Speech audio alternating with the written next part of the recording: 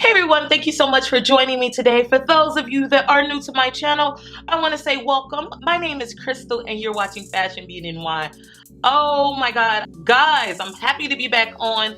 I've had a week of vacation. I was in San Francisco, and because of that, I wasn't able to film. And so for a week, I have been gone, but I'm back and I'm happy, excited to bring you all great content this week and the weeks thereafter. First, before we get into this video, I need y'all to comment below and let me know if you all like this hairstyle on me. Now, I have been attempting to get this hairstyle now for a whole year, and I finally think that I've gotten close to what I feel like is what I really wanted from this hairstyle. You know how they say that some looks fit some people, and like I feel like I've accomplished the look, but I don't know if it fits me or not. Y'all let me know down in the comment section below whether this look is a hit or a miss, because right now I don't know what I'm getting from this look. Like, I really don't.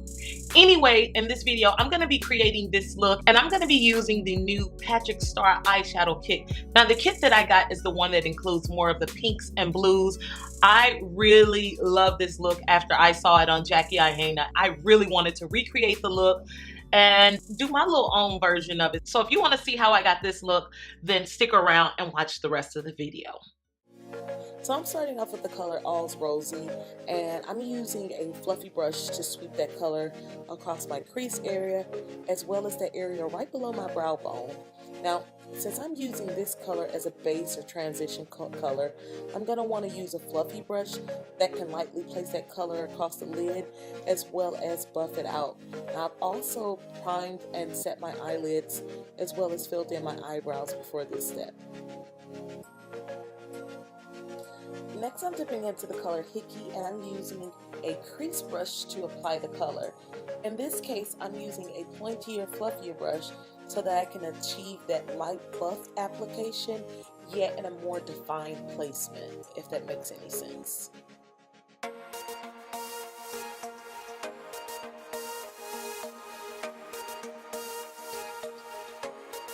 Moving on, I'm going to grab a fluffy shader brush and I'm going to dip that in the shadows and lightly pack that all over my lid.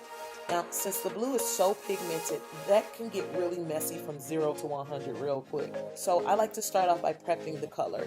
Now, what I mean by that is I like to softly pack the color around the edges of where I think the color will end, so the edges are not so harsh and it's easier to blend the colors.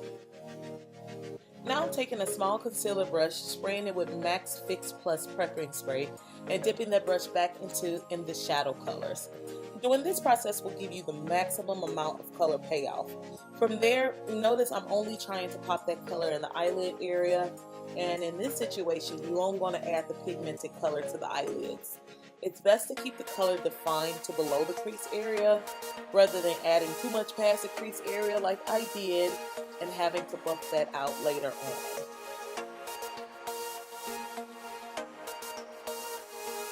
So if you go beyond the crease area and need to buff out those harsh lines, you need a fluffy, densely packed, sturdy brush to really buff out the edges. I really like to do that until I can't do it anymore. And then I'll use a brush that I use for my transition color to also blur out the harsh lines. Now, if the line is extremely harsh, you may have to go back and forth with applying the transition color and the lid color until you're able to create that perfect radiated, if that's a word, transition. So what I'm doing is just going back and forth with my fluffy crease brush and lightly dipping that into the Hickey color. Then I'm going back into that in the shadows color with the fluffy blending brush and lightly buffing that until I create a smooth transition from the pink to the blue.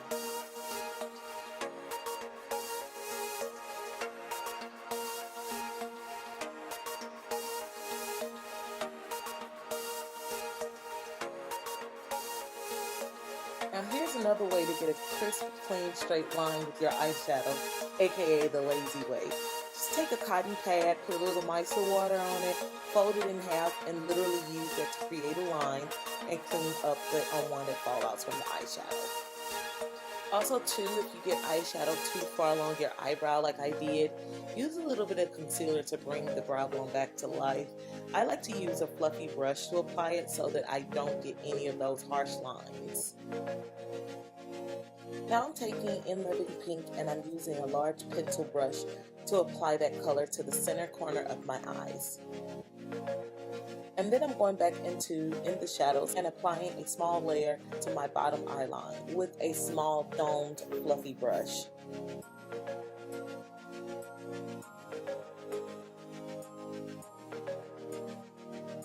Now I'm going to apply my eyeliner, and y'all already know the only eyeliner I ever use is the NYX Liquid Matte Liner. You basically want to connect the liner to the edge of the eyeshadow.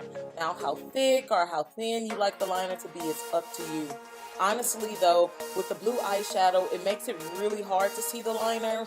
So you're really just adding it to define the edge of the eyeshadow and for your eyelashes.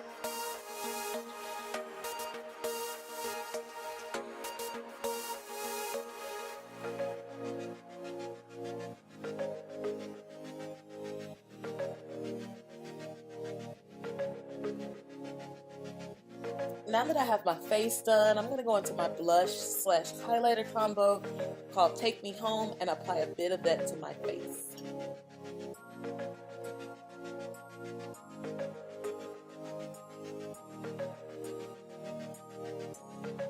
And then I'm going to apply my Master's Holographic highlighter to my cheeks to really make them pop.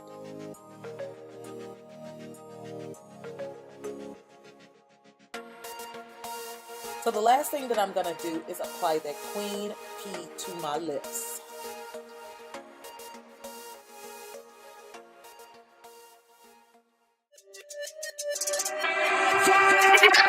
Give me that bass. Oh my god. Hair, makeup, nails, bitch, yes, I slay. I be giving bass. You all, so what do you think about this look? What do you really think about this look? Like, I really love the way the look came out. And although things were looking a bit of a hot mess at moments, I was praying that this look turned out to be what I needed it to be. So what do I think about the Patrick Starr kit? I think that this kit is absolutely phenomenal. The colors glide on like butter. They're extremely pigmented and they were not hard to work with. I didn't get a lot of fallback with the palette, and the blush was just stunning. It showed up on my skin. The thing that I like most about this kit is that it does show up on my skin, and I feel like this palette was definitely dark girl friendly. Now, something that I didn't really enjoy about the kit is the fact that everything came as a kit. I wish that you could purchase these items separately. I know that you do get a deal when you purchase everything together, but I kind of would have just liked to have the nudes and the nude lip gloss that came with the other kit and then combine them with this kit, because I feel like with the pink lipstick and then the pink gloss and then the colorful eyes, it kind of can get a little bit clownish, and then it can really go far. And when I say far, I don't mean it in a good way. So I kind of just opted to use a more nude lip. I actually did use the lip gloss, but I felt like everything was so phenomenal. The lip gloss is thick though. So if you are not okay with thick lip glosses, it is thick. The good side to that is that the lip gloss won't run. You won't have any problems with it running.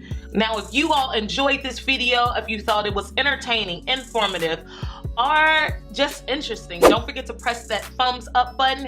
And if you are watching this video and you are not subscribed, I need you to take a moment to press the little subscribe button. And then while you're at it, don't forget to press the alert bell so that you can be alerted every time I post a new video. Now, I am on social media. I'm on Facebook, Twitter, Instagram, and Snapchat, all under keywords fashion, beauty, and wine.